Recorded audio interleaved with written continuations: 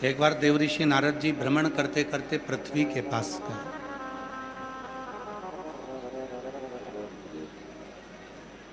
और पृथ्वी देवी के पास में देवऋषि नारद जी पहुंचे।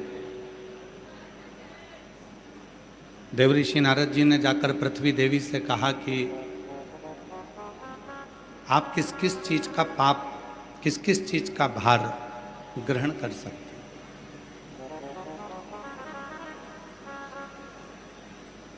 शिव पुराण कहती है ये पृथ्वी सब कुछ झेल सकती है। आपने थूका, आपकी गंदगी को भी झेल रही। आपने खोदा, उसके दर्द को भी झेल रही। आपने थोड़ी बहुत खाद वगैरह डाली, गलत गलत चीजें पृथ्वी पर डाली, वो भी झेल रही है। ये पृथ्वी सब कुछ झेल सकती है, पर मनुष्य के पाप को ये पृथ्वी कभी नहीं झेल सकती है। मानव का जो पाप है उसको ये पृथ्वी नहीं झेलेगी।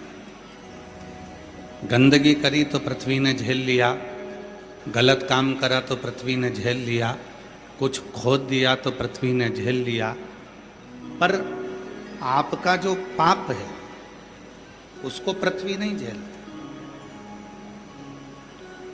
पृथ्वी देवी ने स्वयं देवऋषि नारद जी से कहा है, नारद पुराण को यदि आप पढ़ेंगे, गीता प्रेस गोरखपुर की नारद पुराण लेकर आए और उसको अगर आप अध्ययन करेंगे तो नारद पुराण में आप पढ़ेंगे तो उसमें लिखा है कि पृथ्वी देवी कहती है, देवऋषि नारद, मैं सब कुछ झेल सकती हूं, पर व्यक्ति का जो पाप है उसको मैं नहीं झेलती। व्यक्ति के पाप को अगर कोई झेलने की सामर्थ्यता भी रखता है तो वो केवल देव अधिदेव महादेव ही रखता है, उसके पाप को मिटाने।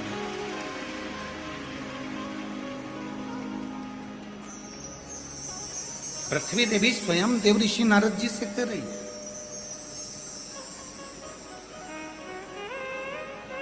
कभी मौका मिले तो गीता प्रेस गोरखपुर की नारद पुराण लेकर आइए और नारद पुराण का अध्ययन करिए।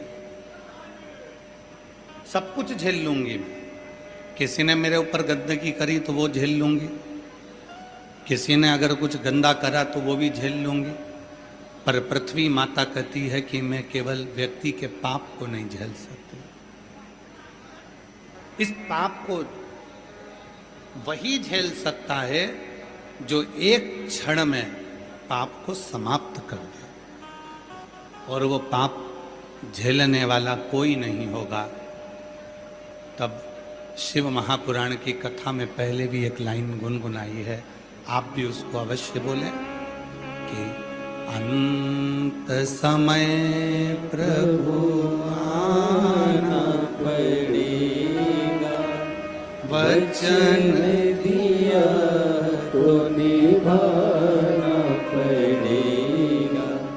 अंत समय प्रभु आना पड़ेगा, वचन दिया तो निभाना पड़ेगा। आए ना आए प्रभु कुटुंब कबीरा, अंत समय प्रभु आना पड़ेगा, वचन दिया तो निभाना पड़ेगा। देवऋषि नारद की नारद पुराण कहती है पृथ्वी सब कुछ झेलेगी पर पाप नहीं झेलेगी। आपने झूठ बोला, गलत काम किया, गलत कृत्य किया, कौन झेल रहा? और पृथ्वी देवी ने गलत नहीं बोला।